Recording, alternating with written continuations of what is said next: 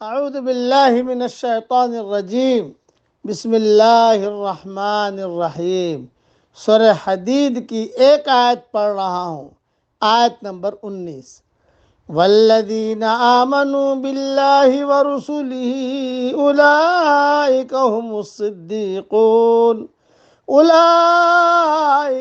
الصدیقون والشہداء عند ربہم۔ اللہ اور اس کے رسول پر جو ایمان رکھتے ہیں وہی لوگ اپنے رب کے نزدیک صدیق اور شہید ہیں۔ لہم اجرہم و نورہم، ان کے لیے ان کا اجر اور ان کا نور ہے۔ والذین کفروا وکذبوا بآیاتنا اولئک اصحاب الجحیم، اور جو لوگ کفر کرتے ہیں اور ہماری آیتوں کو جھٹلاتے ہیں وہ جہنمی ہیں۔ مختصر تشریح سن لیجئے۔ صدیقیت کمال ایمان اور کمال صدق و صفا کا نام ہے۔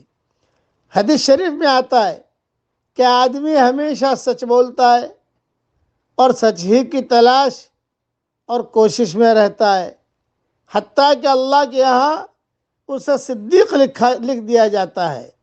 یہ حدیث متفق علیہ ہے اور مشکات میں بھی ہے۔ ایک اور حدیث میں صدیقین کا وہ مقام بیان کیا گیا ہے جو جنت میں انہیں حاصل ہوگا۔ فرمایا جنتی اپنے سے اوپر کے بالا خانے والوں کو اس طرح دیکھیں گے جیسے چمکتے ہوئے مشرقی یا مغربی ستارے کو تم آسمان کے کنارے پر دیکھتے ہو، یعنی ان کے درمیان درجات کا اتنا فرق ہوگا۔ صحابہ نے پوچھا یہ انبیاء کے درجات ہوں گے جن کو دوسرے حاصل نہیں کر سکیں گے؟ رسول اللہ صلی اللہ علیہ وسلم نے فرمایا ہاں، قسم ہے اس ذات کی جس کے ہاتھ میں میری جان ہے، یہ وہ لوگ ہیں جو اللہ پر ایمان لائے اور پیغمبروں کی تصدیق کی۔ صحیح بخاری شریف میں یہ حدیث موجود ہے اور بھی کئی کتابوں میں یہ حدیث موجود ہے۔ اس لیے آدمی ہمیشہ سچ بولتا رہے اور سچوں کے ساتھ رہے تو انشاءاللہ اس صدیقین میں آہستہ آہستہ شمار ہو جائے گا۔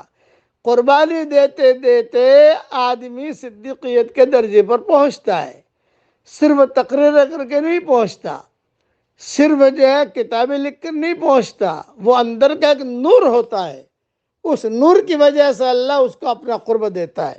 اب پڑھیے میرے ساتھ، اللہم لک الحمد انت نور السماوات والارض ومن فیہن، لک الحمد انک حق ووعدک حق ولقاؤک حق والنبیون حق ومحمد صلی اللہ علیہ وسلم حق والساعۃ حق والساعۃ آتیۃ لا ریب فیہا۔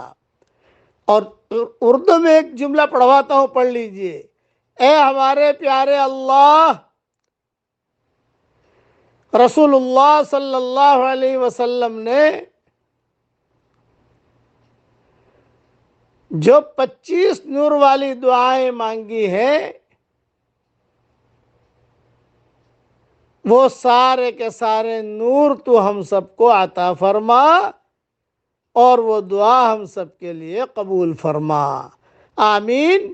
وآخر دعوانا ان الحمد للہ رب العالمین۔